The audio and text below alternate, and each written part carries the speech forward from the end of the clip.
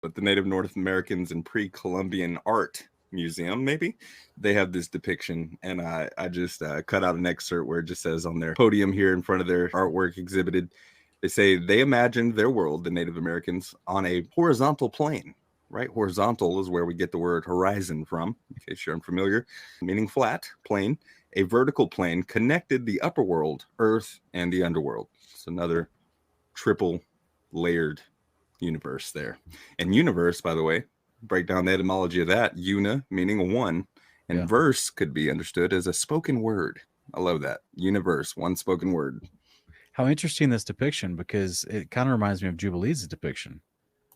Okay. About all the land and the water being outside of the land. Yeah. So I don't remember the exact verse, but in chapter 2, maybe. So it's in chapter 2. Was gathered together. Exact. Yeah, there's some more on the Native Americans because this one hits a little more close to home for a lot of us, and especially in more recent times, maybe. Because as we progressed with the Egyptian, Sumerian, Mesopotamian cultures being some of the older ones, we're getting into some of the more recent. But Incan cosmology, I suppose, my turn.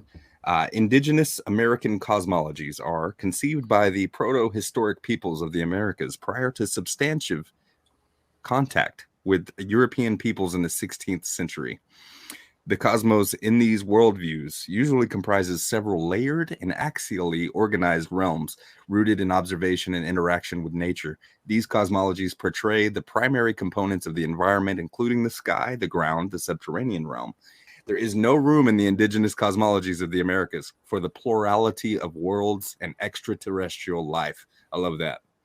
And this is from the Encyclopedia of Astrobiology. Interesting. The Incans and Native Americans as a whole had no room in their understanding of the universe for a plurality, meaning multiple planets as we would understand them today, or beings coming from those planets. It's interesting that the house at the center with the, I don't know what that is coming out from the house that looks like rays of light. Yeah. I don't know what that is because it reminds me of the Jesuit sun. Okay, yeah, I see that. Like on the Pope. Joe is in the chat beatboxing too while I was rapping the Incan cosmology. I've heard that. I've been told that even when I'm just talking or reading, I sound like I'm rapping. I don't mean to. Nonetheless, Navajo cosmology, if you would, Daniel. Sure. It says for each of these pre-Columbian American cultures, the universe was encompassed by the sky, earth, and an underworld. Each viewed celestial bodies as living beings that influenced man and could be affected by them. Each held the belief that people came from the earth and dwelled in the center of the universe. Nat Geo said that. And this was from an article in March 1990 called Ancient Sky Watchers. How about that? So the Navajo people, like scripture, believe that men came from the earth in a way, right? Because, well, scripture says God created mankind from the dust of the earth. Every one of these cultures had a similar understanding. Yeah, I'm thinking about Job 38, where it says each viewed the celestial bodies as living beings that influence man and could be affected by them. Just because Job 38 talks about the constellation of the Pleiades and how it and its subtle influences. Yeah. Yeah, I know what you're talking about, Job. Yeah, it just makes me wonder if you just they have that same carryover to know that the earth is affected by us as well. Now, with affected by them, like what are we talking about? Like, we don't assume that the sun and moon and the stars are ever out of orbit unless a righteous man asks them to stand still for 10 hours, like Joshua, right? Yeah. So yeah, it's interesting though. That's a very unique thing to include in their description of the cosmology. Yeah, it would. It is. And the Mayans also, as you can see, believed gods lived in the sky. They did. I believe this is Aaron. Can you read this one, please? Sure. The Mayan cosmology is not easy to reconstruct from our current knowledge of their civilization. It seems apparent, however, that the Mayan believed the earth to be flat. Some Mayan also believed that the sky was multi-layered and it was supported at the corners by 4 gods of immense physical strength called Bakbas. Earth in its flat form was thought by the Mayans to be the back of a giant crocodile resting in a pool of water lilies, from the historymuseum.ca. That's right. It's Canadian History Museum. So there's that reptilian creature beneath the earth again. Yeah, crocodile in this case. I found that the 4 gods of immense physical strength called Bacabs at the corners of the earth to be really reminiscent of 4 angels at the corners of the earth in Revelation, right? Yeah, the living beings. Revelation 7:1. Yes, sir. There's a ziggurat again. There it is. Another temple. We Even got back to Babylonian times, huh? The multicolored northeast, south, and west again. True. Yep, and then you got something at the very top center, which I believe would be Quetzalcoatl. How about that? A feathered serpent god. What I found was interesting about Quetzalcoatl was that many of the depictions of him, he wasn't always a flying dragon. He actually appeared to the Mayans often in the form of a man.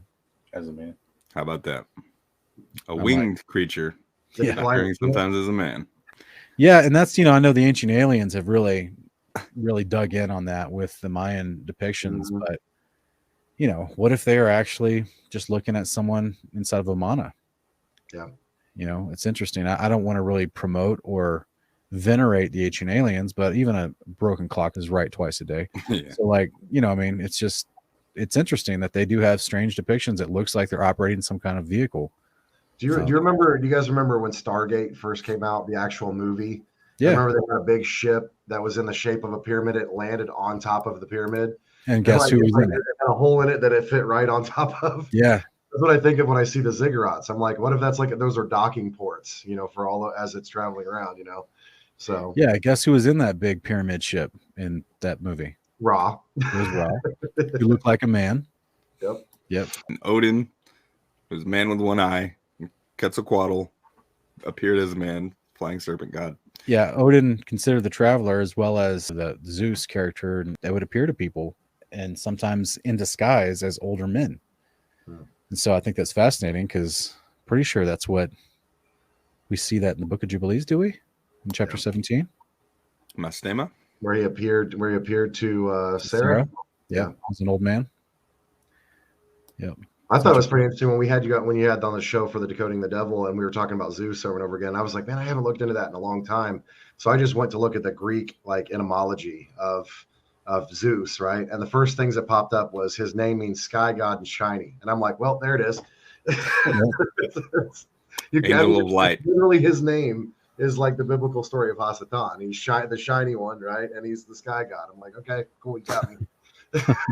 There you go. Disguised as an angel of light. It's crazy. And this one was you, Sean. Get to the Aztecs. The cosmology of Aztec religion divides the world into 13 heavens and 9 earthly layers or netherworlds. The first heaven overlaps with the first terrestrial layer, so that heaven and the terrestrial layers meet at the surface of the earth. The earth and the underworld were both open for humans to enter, whereas the upper plane in the sky was impenetrable to humans. All right. So we talked about a couple of those concepts so far tonight. And again, at the bottom of this Aztec image, a crocodile supporting the world above it, layers of netherworlds, 9 specifically in theirs. They were trying to compete with the Buddhists for number of heavens, but they came just a little short. Right.